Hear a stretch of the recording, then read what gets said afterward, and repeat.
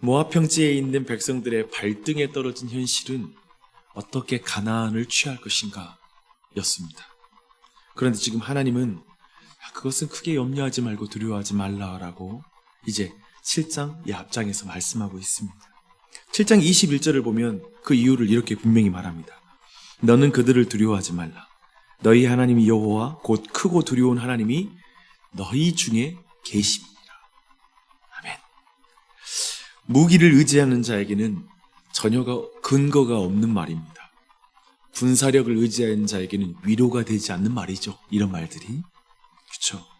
이스라엘이 40년을 돈 이유가 바로 그 이유였습니다. 하나님과 그분의 말씀을 믿지 못했기 때문에 그랬습니다. 12 정탐꾼이 보고할 때 여호수아와 갈렙은 하나님이 함께 하시니 저 아낙 자손이 강대하지만 우리가 충분히 취할 수 있다라고 이렇게 말했습니다. 즉 하나님이 함께 하신다는 약속이 힘이 되고 위로가 되고 실질적인 현실을 사는 그런 능력이 되었던 것입니다. 하지만 그것에 전혀 위로가 되고 힘이 안 된다라고 고백했던 자들, 그들은 원망하고 불평했기 때문에 광야 40년이 시작되었습니다. 이것은 오늘날에도 반복됩니다.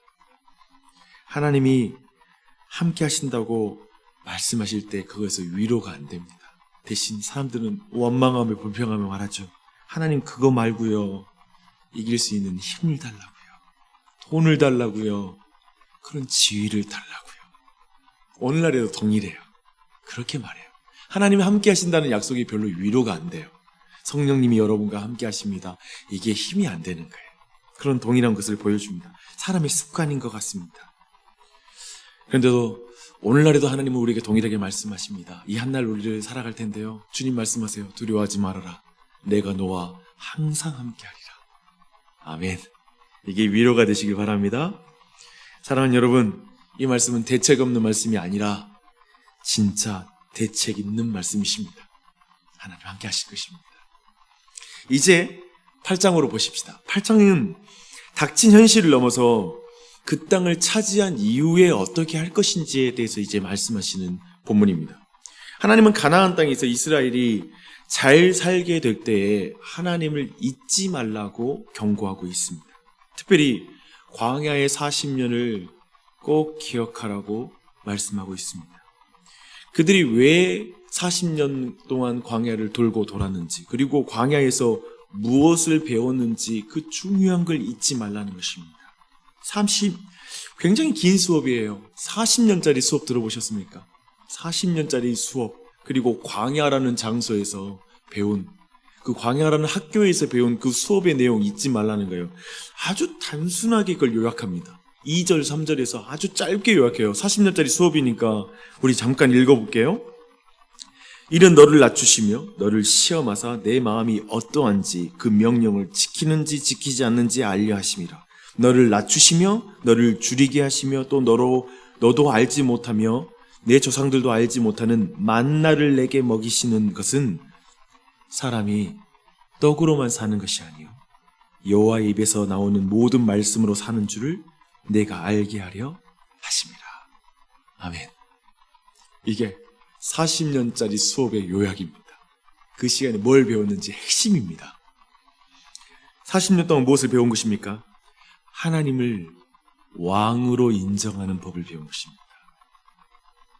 광야에서 40년 동안 먹고 마시는 것을 통해서 매일 배웠습니다. 특별히 만나를 통해서, 구름 기둥을 통해서 하나님을 왕으로 인정하고, 그리고 왕의 명령대로 움직이는 군대로 자신이 변모하는 그런 기간이었습니다. 만나에서 강조되는 게 뭐였죠? 매일 그날 필요한 만큼 취하는 것. 그게 하나님의 명령이에요. 그것에서 넘쳐서 너무 많은 걸 거두어서 그걸 쌓아두면 그 다음날 썩어버리는 거예요. 안식일이 있을 때에는 2배를 거둬서 그 다음날에도 썩지 않는 걸 보여주시죠. 그래, 그걸 넘어가면 또 썩어버립니다. 우리말에도 아끼다가 똥 된다라는 표현이 있잖아요. 그와 같습니다. 욕심을 부려 쌓아두면 똥 된다. 썩는다. 그거 배웠죠. 생각해 보십시오. 모든 사람은 지금 저 동일한데요. 불안한 미래를 나의 힘과 나의 소유를 통해서 불안한 미래를 지우려고 합니다. 안전하게 만들려고 하는 게 인간의 본성입니다. 그래서 소유를 쌓아두는 것이죠. 미래에 어떤 일이 닥칠지 모르니까요. 근데 매일매일 그런 의미에서 매일매일 하나님만 바라보면서 그분의 공급을 기다리면서 하는 것은 마치 일용직이 불안하듯 불안한 것입니다. 그런데 하나님은 만나를 통해서 매일매일 나를 신뢰해라. 내 말대로 살아라. 내 입에서 나오는 말씀대로 사는 것이다. 믿어라. 이거 가르친 게 40년 동안의 가르침이었습니다. 그런데 이제 가나안 땅에 들어가면 만나도 불기둥도 없는 거예요. 그렇죠? 그런데 여전히 하나님의 은혜를 기억하며 사는 게 얼마나 힘들겠습니까? 광야에서도 그렇게 불평하는데 만나가 매일 주어지고 불기둥 가운데 구름기둥 가운데 인도함 받는데도 눈에 보는데도 하나님께 불평하잖아요. 근데 저 가나안 땅에 들어가면 어떻겠어요? 사람들은 내 힘으로 내가 얻은 재물이라고 생각할 것입니다. 내가 선택해서 여기까지 왔어. 내 인생 내가 그때 내가 정말 선택 잘했지. 그래서 내가 이렇게 좋게 지금 사는 거야. 내가 힘써서 이런 결과를 얻게 되었다고 생각하는 게 사람의 본성이고 그렇게 교만해지기 쉽습니다. 하나님을 잊어버리기 쉽습니다. 그래서 11절부터 주님의 말씀 한번 읽어볼게요. 이게 이제 모세의 육성 설교거든요. 그러니까 굳이 제가 더 할 필요 없이 이 내용을 그대로 읽어드릴게요. 내가 오늘 내게 명하는 여호와의 명령과 법도와 규례를 지키지 아니하고 내 하나님 여호와를 잊어버리지 않도록 삼갈지어다. 내가 먹어서 배부르고 아름다운 집을 짓고 거주하게 되며 또 내 소와 양이 번성하며 내 은금이 증식되며 내 소유가 다 풍부하게 될 때 내 마음이 교만하여 내 하나님 여호와를 잊어버릴까 염려하노라. 여호와는 너를 애굽 땅 종되었던 집에서 이끌어내시고 너를 인도하여 그 광대하고 위험한 광야 곧 불뱀과 전갈이 있고 물이 없는 간조한 땅을 지나게 하셨으며 또 너를 위하여 단단한 반석에서 물을 내셨으며 내 조상들도 알지 못하던 만나를 광야에서 내게 먹이셨나니 이는 다 너를 낮추시며 너를 시험하사 마침내 내게 복을 주려 하심이었니라. 그러나 내가 마음에 이르기를 내 능력과 내 손의 힘으로 내가 이 재물을 얻었다 말할 것이라. 내 하나님 여호와를 기억하라. 그가 내게 재물을 얻을 능력을 주셨습니다. 이같이 하심은 내 조상들에게 맹세하신 언약을 오늘과 같이 이루려 하심이라. 내가 만일 내 하나님 여호와를 잊어버리고 다른 신들을 따라 그들을 섬기며 그들에게 절하면 내가 너희에게 증거하노니 너희가 반드시 멸망할 것이라. 여호와께서 너희 앞에서 멸망시킨 민족들 같이 너희도 멸망하리니 이는 너희가 너희 하나님 여호와의 소리를 청종하지 아니함이라. 하나님 없이 자신의 성공을 생각하는 사람은 결국 그 성공이 저주가 될 것이다.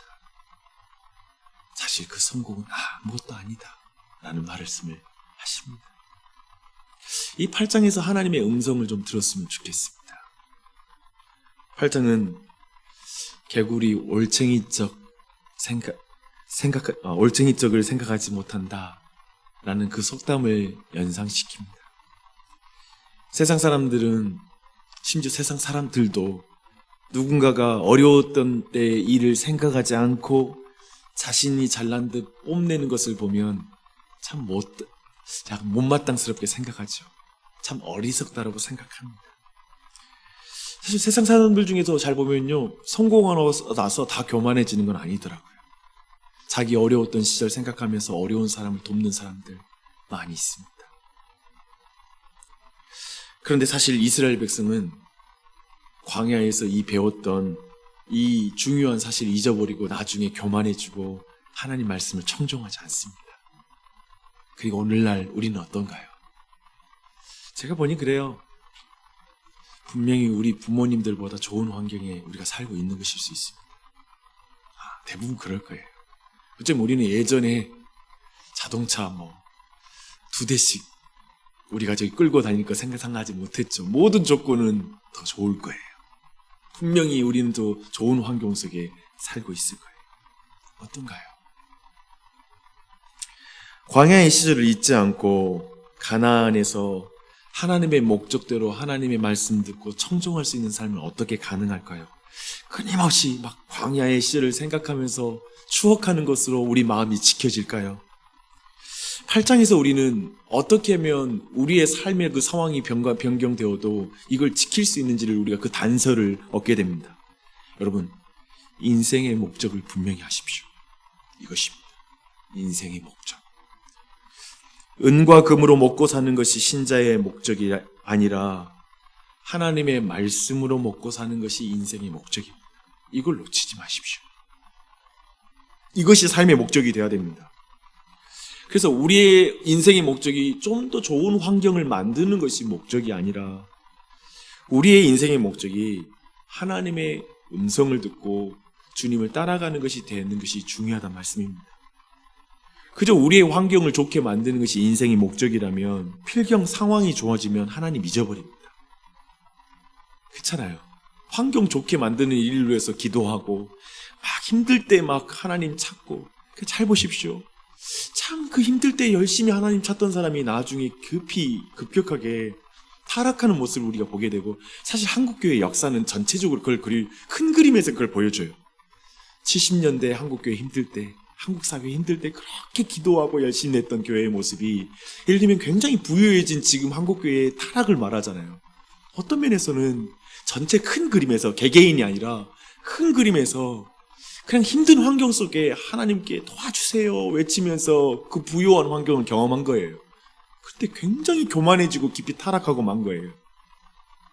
왜 그런가요?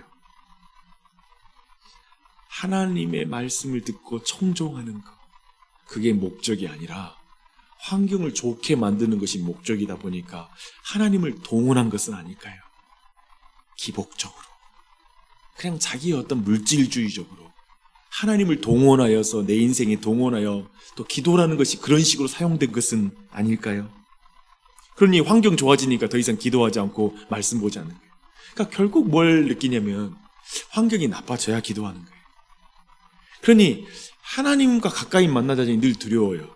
환경이 나빠질까 봐. 늘 지금 뭐 좋은 환경이 있을 때도 사람들 안에 있는 잔잔한 두려움이 있어요. 하나님 나를 가르치시려고 이 환경을 틀어버리면 어떻게 될까? 이런 식으로밖에 신앙이 구성이 안 되는 거예요. 물론 맞아요. 제가 보니 우리는 등 따시고 배부르면 하나님을 잘 못 만나요. 인간이 그래요. 그러니 그 또한도 저는 맞는 것 같아요. 인간은 그렇게 돼요. 근데 여튼 이 중요한 가르침을 여러분 놓지 마십시오. 아파트 평수를 넓히고 더 좋은 신형차를 구입하고 좋은 곳에 여행하는 것이 인생의 지고한 목적이 될 수가 없습니다. 그것을 그렇게 되기 위해 지금 광야의 길을 꾹꾹 참으면서 걸어간다면 그것은 사실상 광야의 길을 바르게 걷고 있지 않습니다. 제가 보는 건 이거예요. 광야의 길을 바르게 걷지 못하면 환경 좋아졌을 때 그 길도 바르게 못 걸어요. 지금 광야의 길을 바로 걷는다는 게 무엇입니까? 광야에서 하나님이 가르치신 그 레슨을 정확하게 받는 거예요. 광야에서 하나님이 가르치는 건 뭐예요? 하나님의 입에서 나오는 말씀으로 말미암아 산다는 걸 깊이 깨닫는 거예요. 그것을 인생의 목적으로 깊이 받아들이는 기간인 거예요. 그것을 받아들이지 않으면 가나안 땅에 들어가도 여호와를 잊고 교만해집니다. 인생에 그런 계절이 있어요. 유독 경제적으로 어려운 그런 인생의 시즌이 있습니다. 인생을 돌아보면 그때 정말 유독 외로웠던 시절들이 있어요. 그때 유독 내 삶이 사람들로 인해서 괴로웠던 때가 있어요.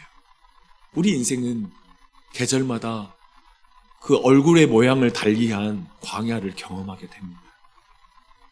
근데 그때마다 상황 좋아지는 것 기다리면서 그 시간을 원망과 불평, 아니면 그 시간에 하나님이 주시는 레슨, 하나님이 주신 가르침은 전혀 받지 못하고 그냥 상황 좋아지는 것만 구하면서 하나님 도와주세요, 상황 좋아지는 것, 거기에 주목했을 때 하나님이 진짜 가르치는 걸 다 놓치는 거예요. 여호와의 입에서 나오는 말씀을 말하며 산다. 내 인생의 목적이 무엇이냐, 그 중요한 걸 놓치지 마십시오. 그것을 잘 배우면 상황 좋아졌을 때 상황으로 교만해지지 않아요. 상황으로 기도 안 해요. 진짜 어려운 시절에 기도를 잘 배워놨을 때, 그리고 하나님과 교제하는 것이 인생의 목적이 됐을 때 나중에 상황이 좋아진다고 해서 기도를 쉬지 않는 거예요. 상황 때문에 기도하면 상황 좋아지면 기도할 필요가 없잖아요. 그게 아닌 거예요.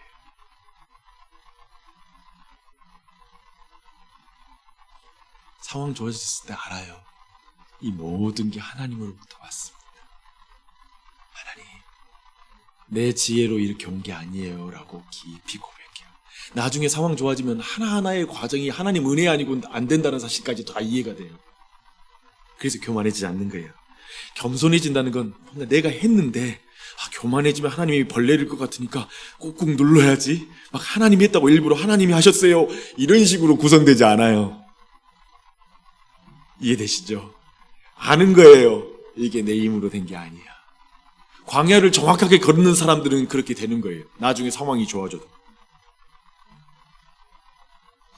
그런 생각이 들더라고요. 다윗과 사울이 뭐가 다른가? 다윗과 사울이 뭐가 다른가? 사울은 다윗을 쫓아다니고 다윗은 광야 이곳저곳을 도망쳐 다닌 게 다르더라고요. 그리고 그 시절에 주님을 만나는 거예요.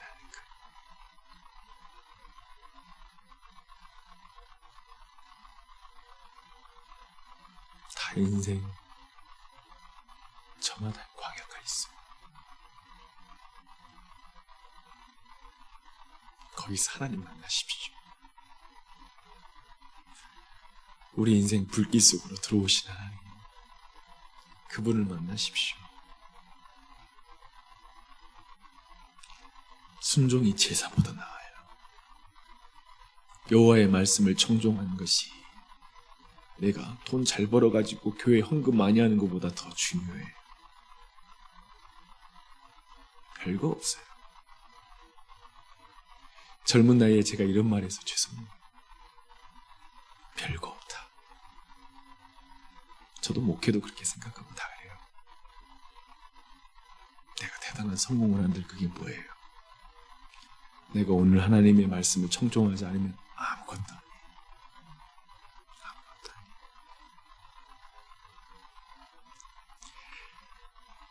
항상 이렇게 이 아침에 기도하는 게 그래서 귀해요. 코로나 시대에도 내가 기도하려고 몸부림치고 하나님 말씀 보려고 몸부림치고 순종하려고 하는 그거 제일 이뻐요. 목사가 볼 때에도 다른 거 하나도 별로 안 보여요. 대단한 우리의 어떤 활약이 교회를 안 세워요. 기도할 줄 알고 하나님 앞에 엎드릴 줄 알고 주의 말씀에 청종할 줄 알고, 그것이 제일 귀하고 교회에서 제일 아름답고 하나님 보시기도 제일 귀하고 좋은 거예요. 그러니 이 아침에 기도할 때에도 하나님의 따뜻한 시선을 느끼면서 기도하십시오. 이거 하나님이 제일 귀하게 보시지. 내 기도하는 이 시간 가장 귀하고 귀하다. 내가 이것을 위해서 내가 오늘 하늘 가장 행복한 시간이지 고백하며 나아가는 이 아침 되시기 바랍니다. 그러면 또 얼마나 감사가 넘쳐요. 기도하겠습니다.